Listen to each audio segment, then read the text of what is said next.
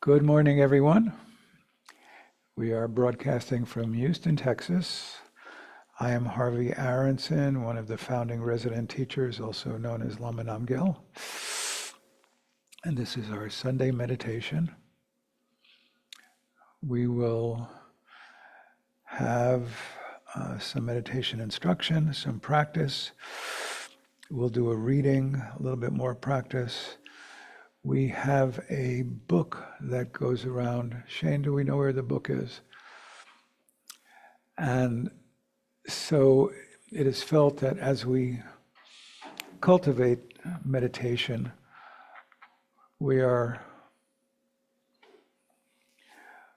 cultivating a kind of merit virtue. And this virtue and merit is something that we can share with others.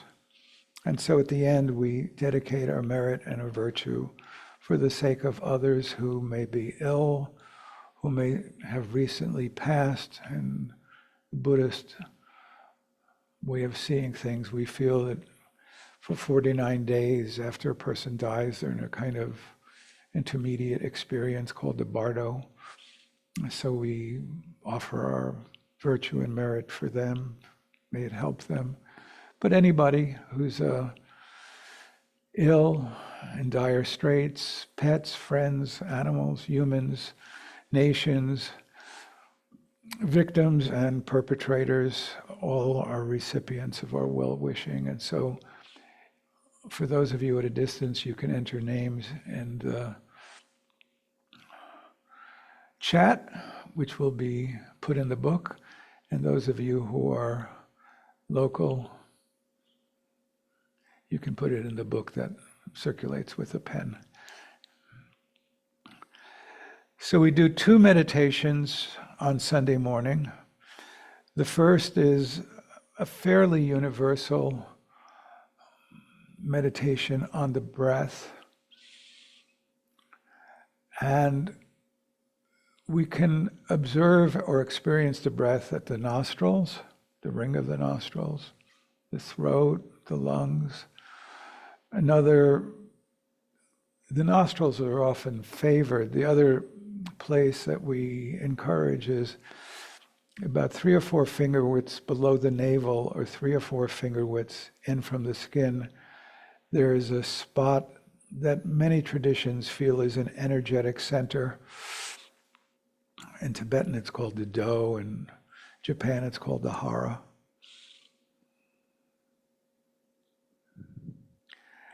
And whether it be the ring of the nostrils or the Do, we place our attention on the process of breathing and how the breath is affecting the ring of the nostrils or the Do. And then really we settle our attention into the experience that's occurring there, if we can. Sometimes it's a little bit hard for people to feel into the belly, but just whatever experience is occurring there, or at the nostrils. You know, if it's hard to sense, you can count. Again, there are a lot of different ways of doing counting. In a way, the easiest is like 1 in, 1 out, 2 in, 2 out, up to 10, and then back to 1. But the important thing is not to get so lost in the counting that you lose touch with the sensation occurring of breath and breathing. So you want to be in the experience of breathing. If thoughts arise, come and go, it's fine. Just let them come and go. No problem. Emotions come and go. Let them come and go. If you get completely lost, which occurs, you can just mark that being lost with thinking, or feeling, and bring your attention back to the breath.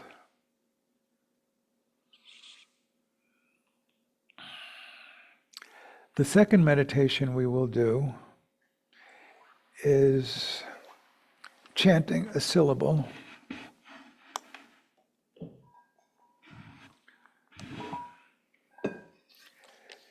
The syllable in English pronounced hung, hung. We say it twice. It is associated with the mind of awakening. The mind of awakening is hung, hung. And so we are conjoining our breath, our sound, our hearing. It's all united in hung, hung. We do it at our own pace. So I might be long, I might be short. You might be long, you might be short, doesn't matter. But we also ask our participants online to unmute so that we're bathed in the sound and in the wash of hung, hung. You know, if your mind gets absorbed in something else or you kind of lose your attention, just bring it back to the chanting, hung, hung. So those are the two main meditations. Are any questions about those instructions? With the mindfulness of the breathing, if you're sitting in a chair, maybe have your feet squarely on the ground, ideally. Your hands can be on your knees if you want. Your hands could be like this if you like, kind of right hand over left.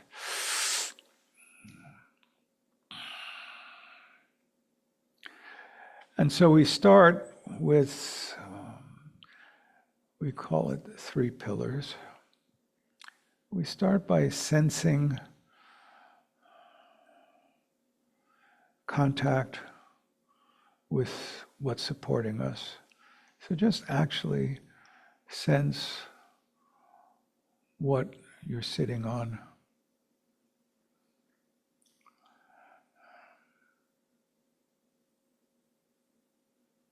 What does that feel like? Sensing is the immediate present.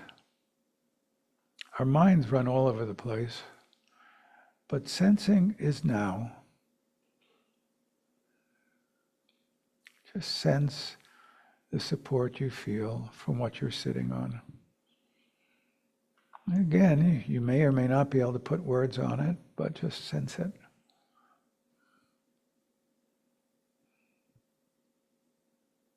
That's one pillar of support. The next pillar of support are our skeletal structure.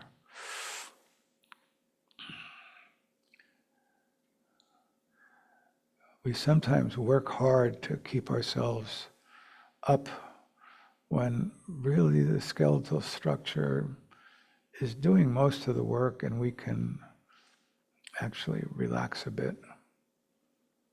We do try to tuck our chins in a little bit. That elongates the spine and the neck in a way that's conducive to the flow of energy.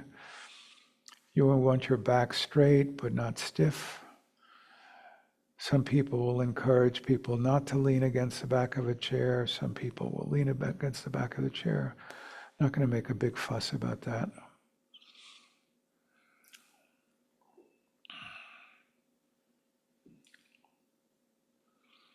And then in Tibetan Buddhist physiology, there is a subtle, not discernible with ordinary perception, a kind of channel of energy that runs from that spot in the belly, the do, to the crown.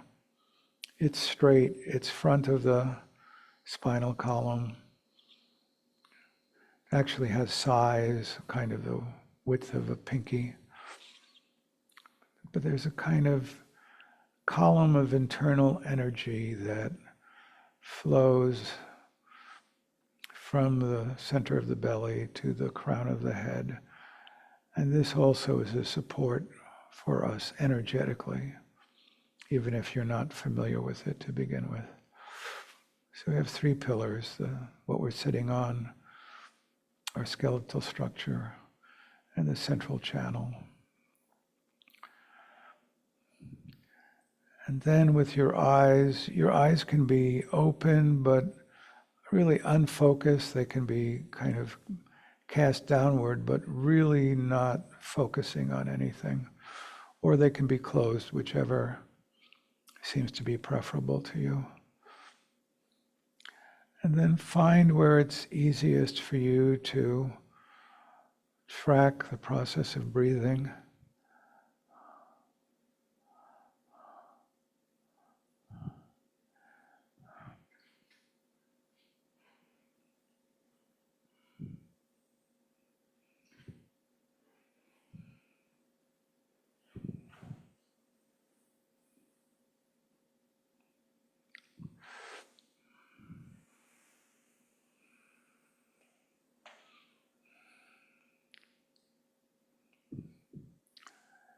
And just allow yourself to place your attention on the process of breathing.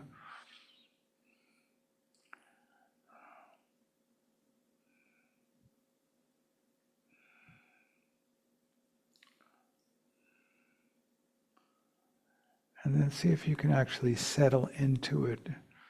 Point of almost, as it were, disappearing into the process, just being aware of the experience of the process.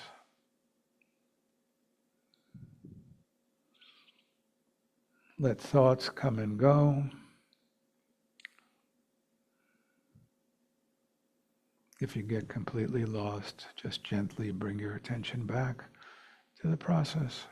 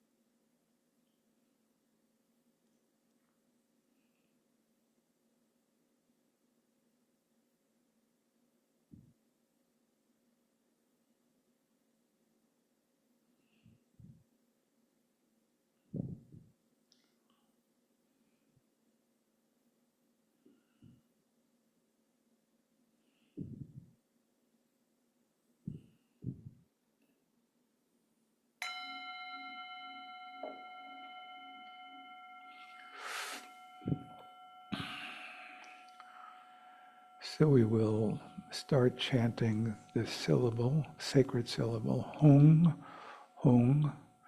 We chant it twice at our own pace. We chant it with some energy. We ask people online to unmute if you care to. So we're all contributing to the ocean of sound. We are uniting our attention, our breathing, our sounding, our hearing, all into one focal point of concentration.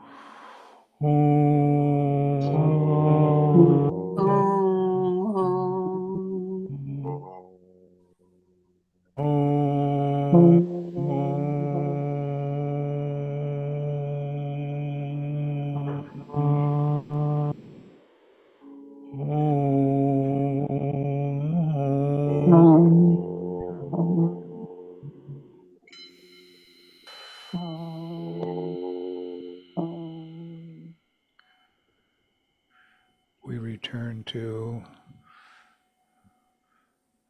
meditating on the breath. Find a point where you can identify the process of breathing and focus gently there. Gently focus.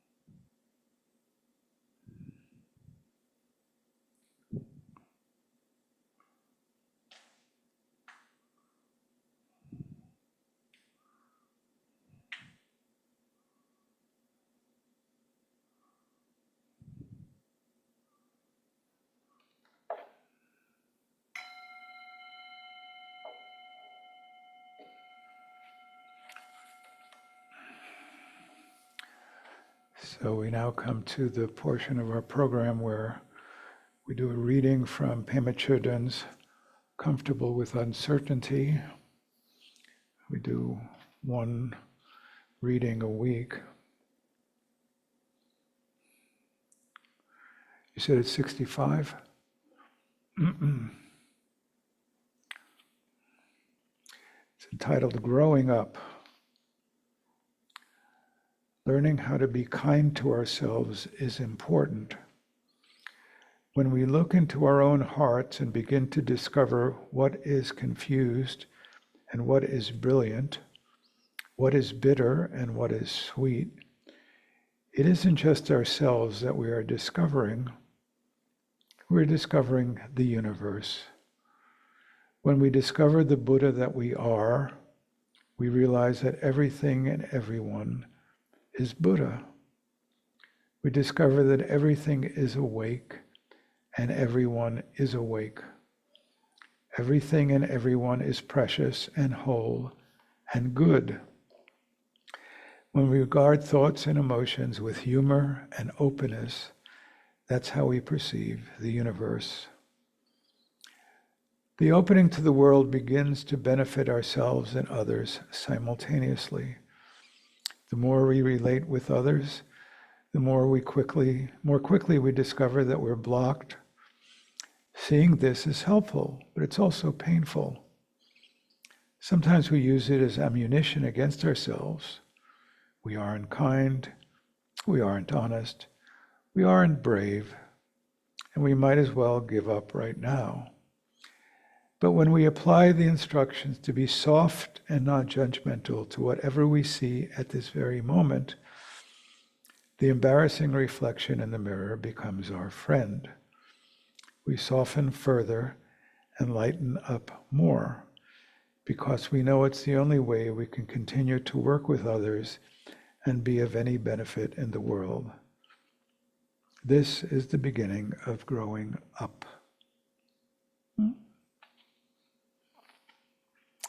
Sweet. Any reactions, thoughts to what Pema Chodron is offering us today?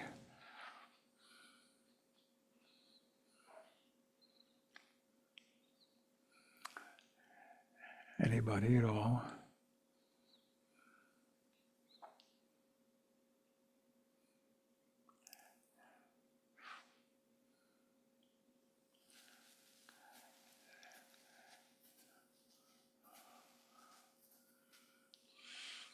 She's talking about one of my favorite topics, and that is self-judgment.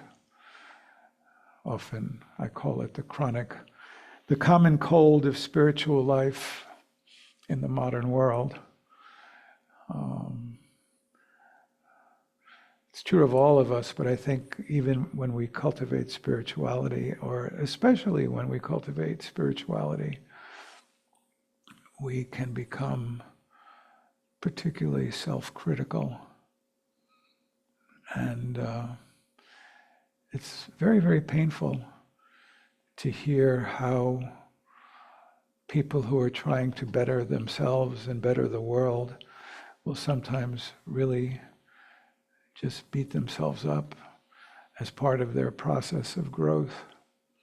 It's, in a way, almost inevitable, but I think we need to flag it and, as she says, just be aware that here I go again, evaluating, diminishing, criticizing. The biggest trick is not to start criticizing ourselves for criticizing ourselves, because that becomes the gift that keeps on giving. There I go, I'm being a shit. I really am a shit for being a shit, and I can't stop being a shit, so I'm a bigger shit. And on and on and on. And it's just, I'm a terrible person. Okay, I recognize I'm making an evaluation right now. I can feel what that feels like in my body. I can hear what it feels like in my mind. And we're going to leave it at that, but I'm acknowledging this is going on. It is not going to last. It never lasts. It has its own impermanence. But if you start jumping on it, it's the proverbial Chinese finger puzzle. The tighter you try to escape it, the tighter you get enmeshed. If you relax into it, you get your fingers out. Easier said than done, but it's really worth playing with our self-judgments. They're so painful to witness. And most people don't really broadcast them, of course, as a teacher and as a therapist.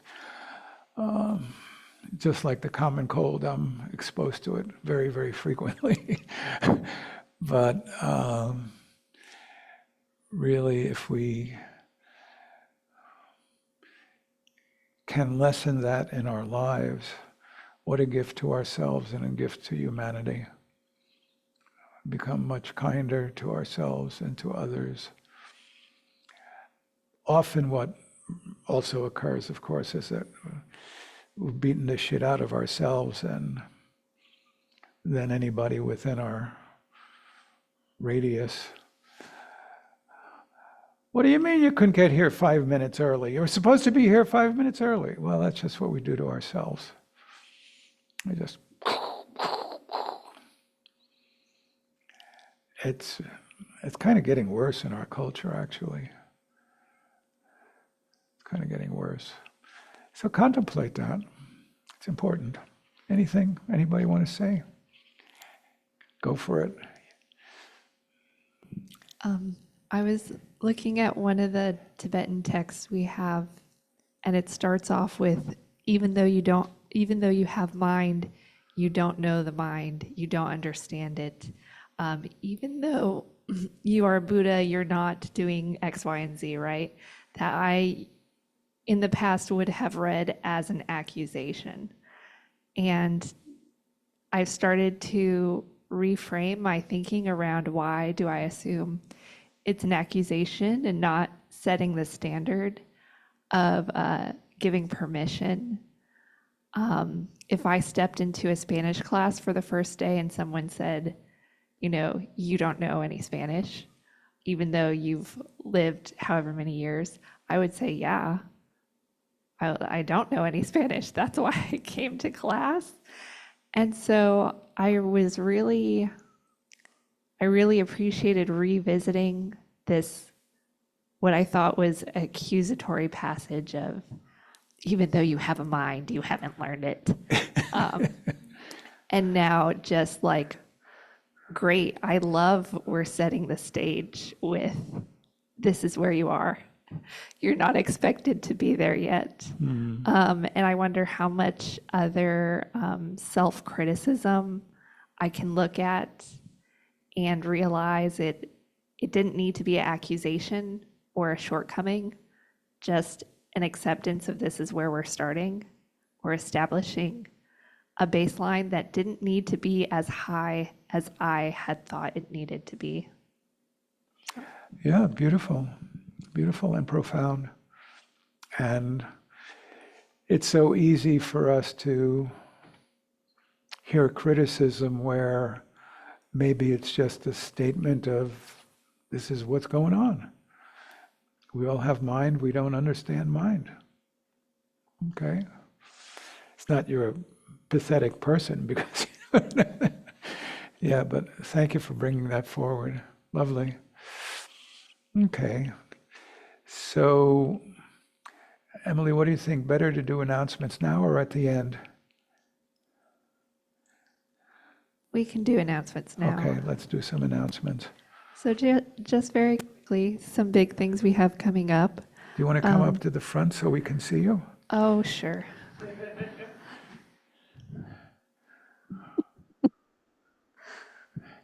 She's got to wend her way up. Thank you. So this Tuesday, we are beginning a new Teaching Tuesday series. Our Teaching Tuesday series are really special because I'm sorry? Oh, I'm on this camera in the back. The Teaching Tuesday series is really nice because there is some teaching, but there's also a lot of space for discussion. And in this discussion, we're often sharing our experience and how we feel rather than intellectualizing everything we're learning. I really enjoy it. The next series, The Promise of Every Moment, is kind of about how spirituality continues into ordinary life, like the checkout line, and not just here on the meditation cushion. And Harvey can say more about that in a minute. Next Sunday, the 8th, after meditation, we're going to have a free welcome event. This is a chance to hear a little bit about our lamas, our lineage teachers, and our programs. It's also a chance to sort of ask questions freely without the having to pertain to a topic like our book today. Thursday, the 19th, in the evening, 7 p.m., live in person and online, we have another free event called Buddhism in 4 Words. We're going to have 4 sessions. Each one will just cover one word in Buddhism. The first word will be Buddha. The other 3 words are karma, enlightenment, and meditation.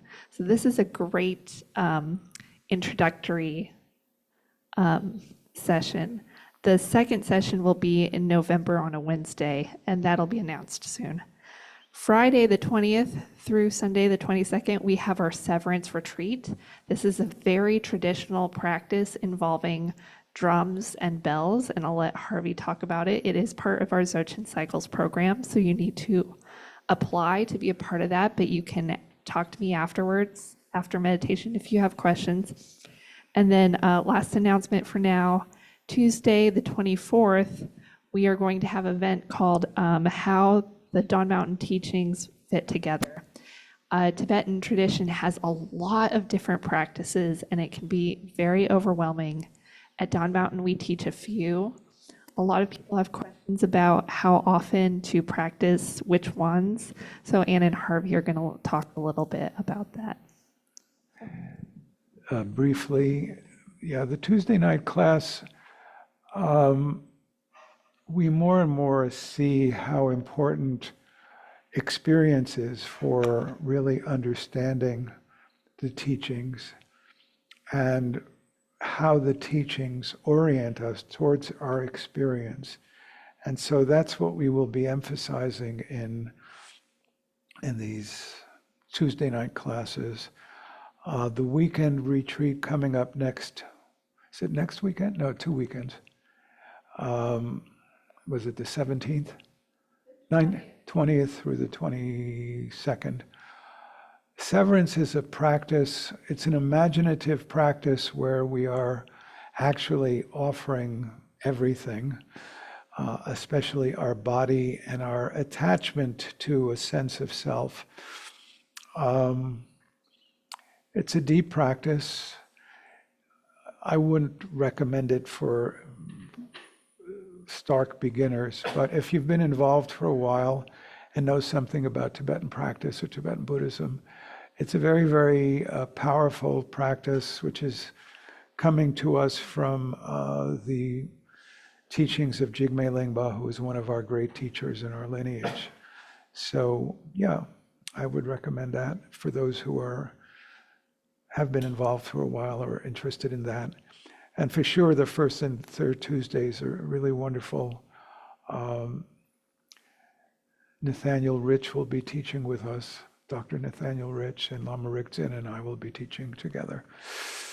So those are meant to be entrees to practical experience and appreciation of Buddhist thought and meditation.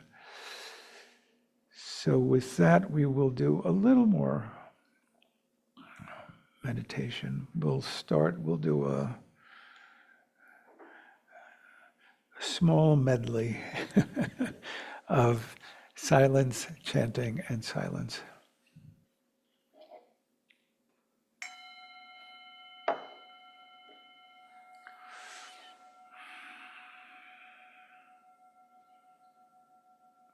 just very gently bring focus on your breath to your experience.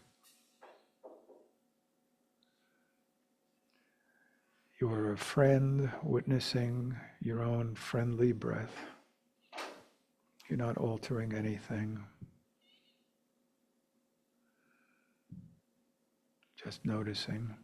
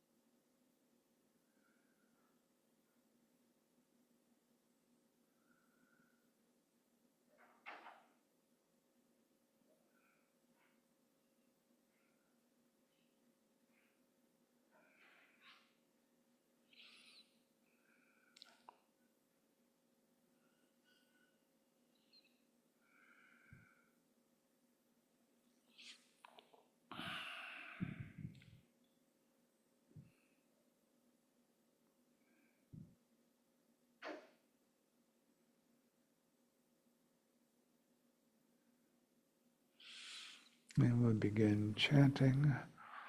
Om, Om,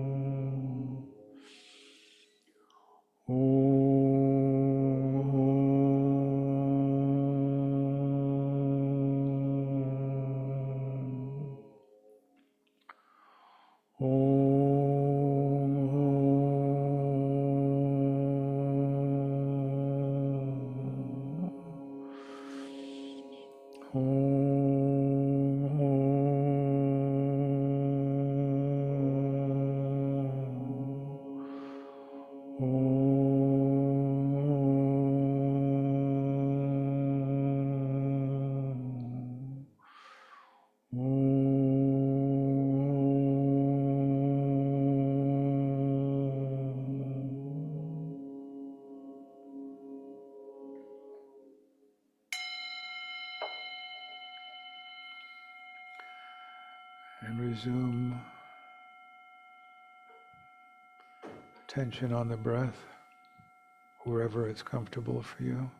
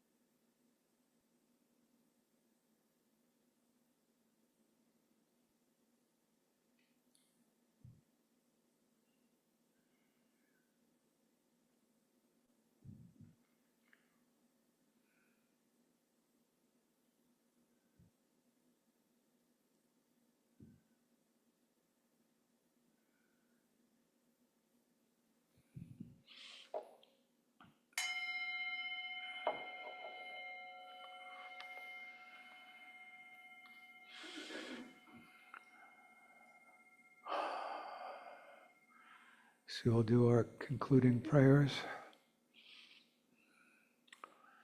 Shane, thank you.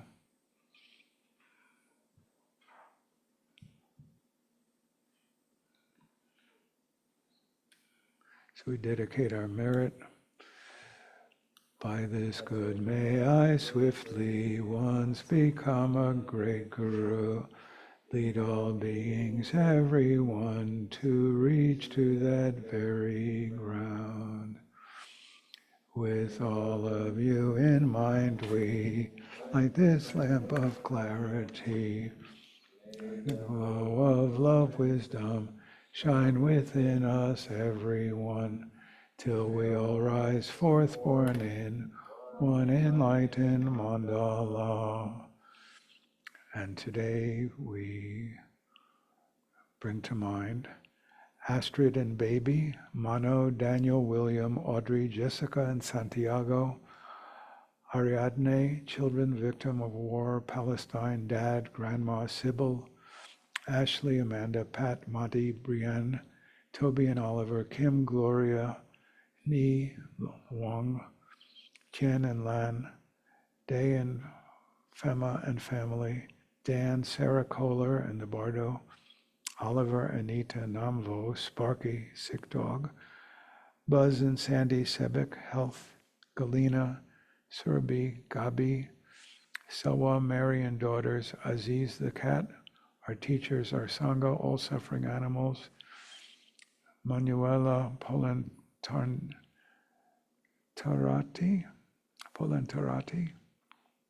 Peter and Beatrice Nechtel, Ashley J. Lynn Pinkerton, Ami Davy and the Bardo, Michelle Hunter, Wells Westlake, Jeffrey Hopkins, and Gen Jomspell. And we will chant one Ah for us, for all of us here together, and for all beings throughout the universe. Ah, radiating from our heart.